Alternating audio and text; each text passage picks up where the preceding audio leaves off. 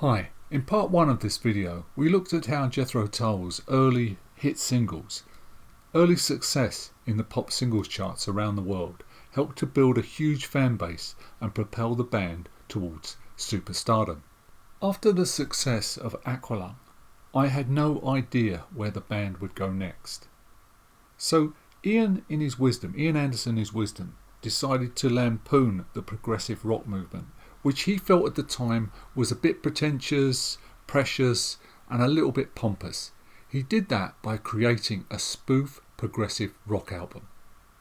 One epic song spread over 2 sides of an album. The brilliant Thick as a Brick.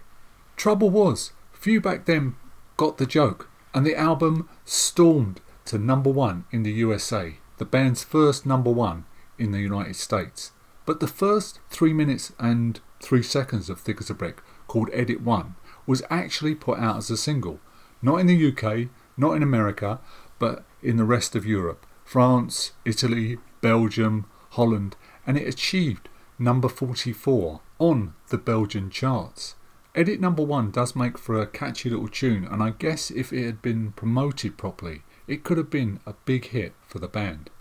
So with the album Thick as a Brick and the tours to promote it, Tull became an even bigger success. Fans flocked from all over the world to see the man, the crazy Englishman, standing on one leg playing a flute and his merry bunch of men.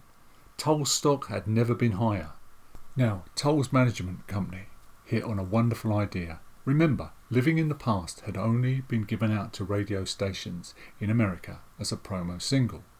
Why not re-release that in the States and around Europe and put together an accompanying album of all the classic Tull singles with B-sides, make it a double and put some other material in that no one's ever heard of before, and to fill it out, why not do the first ever Tull live release? Have one side devoted to a classic Tull concert.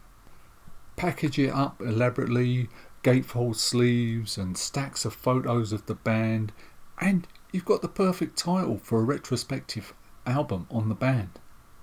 Well boys, if we can get away with a massive selling spoof progressive rock album, the world is definitely our lobster.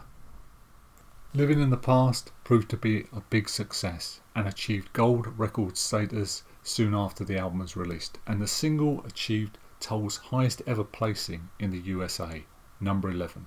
And although Living in the Past is a cobbled together album, take a listen to the dazzling array of styles on that album. You've got pop, you've got folk, you've got prog rock, you've got heavy rock, you've got soft rock. It's just an amazing album, and it just reinforced to me what an incredible band Tull were back then. 1973 brought us A Passion Play. Tull now fully embracing progressive rock and producing one of the genre's classic albums, a dark, brooding masterpiece. However, in the bizarre world of Jethro Tull, A Passion Play did yield a hit single.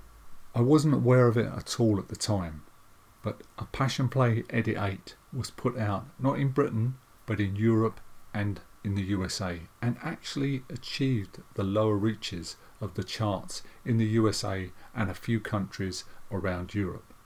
As any Tull fan will tell you, A Passion Play produced a huge critical backlash in the USA and the UK. They hated it.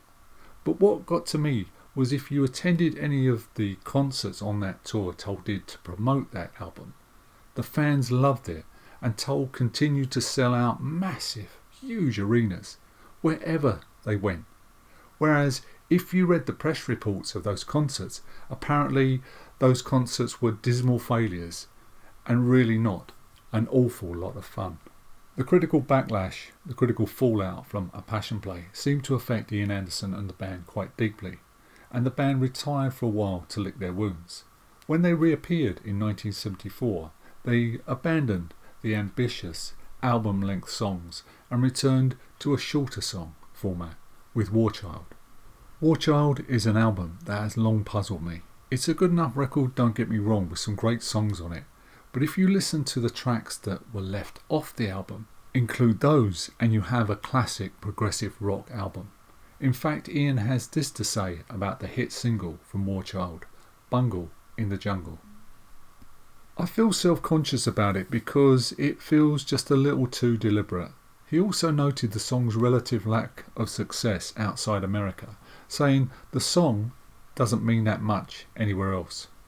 It's also rumoured that legendary boxing promoter Don King kind of stole that title, Bungle in the Jungle, for his legendary Ali v Foreman boxing match in Zaire, calling the fight the Rumble in the Jungle.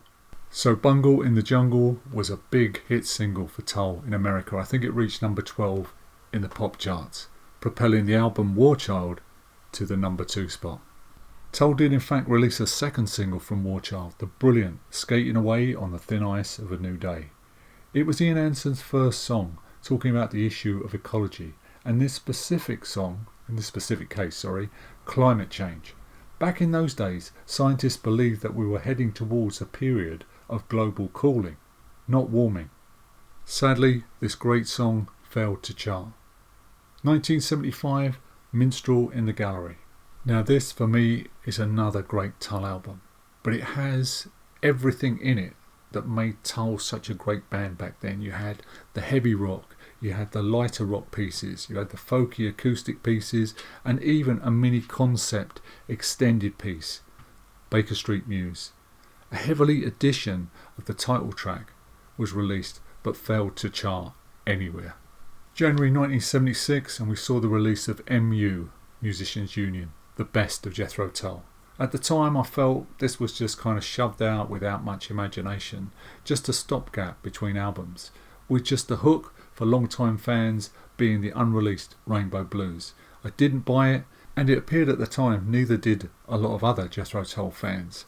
But it did reach number 13 in the USA charts, but I had no idea that this was actually the band's biggest selling album apart from Aqualung in the 1970s.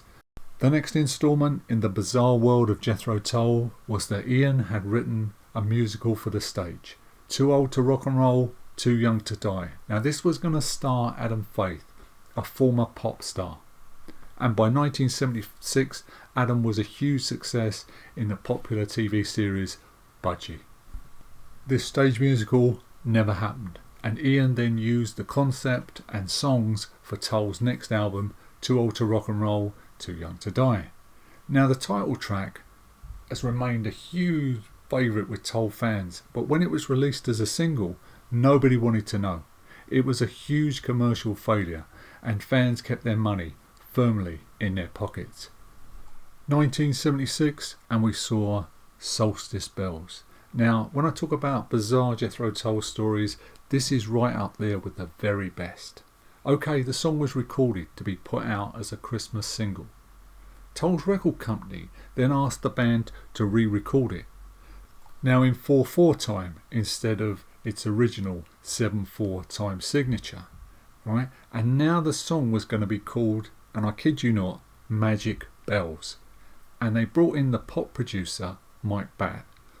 Quite obviously, the band and Ian Anderson weren't impressed, and luckily Chrysalis, Ian's record company, saw the light and thought maybe this isn't such a great idea.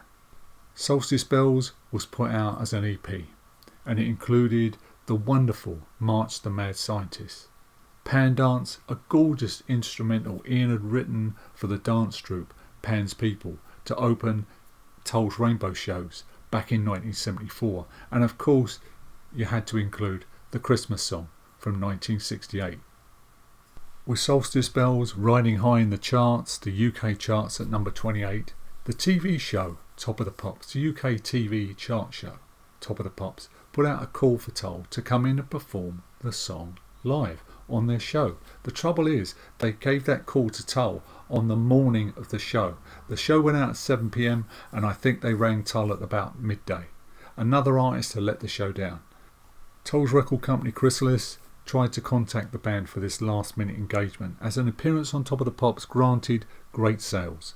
All members were finally located, except Ian, who was shopping in London's West End. So calls were put out over the tannoys in all the major London department stores. Eventually Ian was tracked down and the band made it to the studio.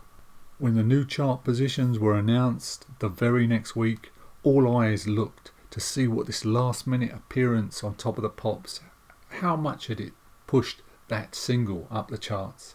And there it was, still at number 28. Though Solstice Bells never quite reached the popularity of Wizards, I Wish It Could Be Christmas, Every Day, or Sleighs, So Here It Is, Merry Christmas, you do see it on many Christmas song compilations. And I guess that makes for a nice little retirement fund.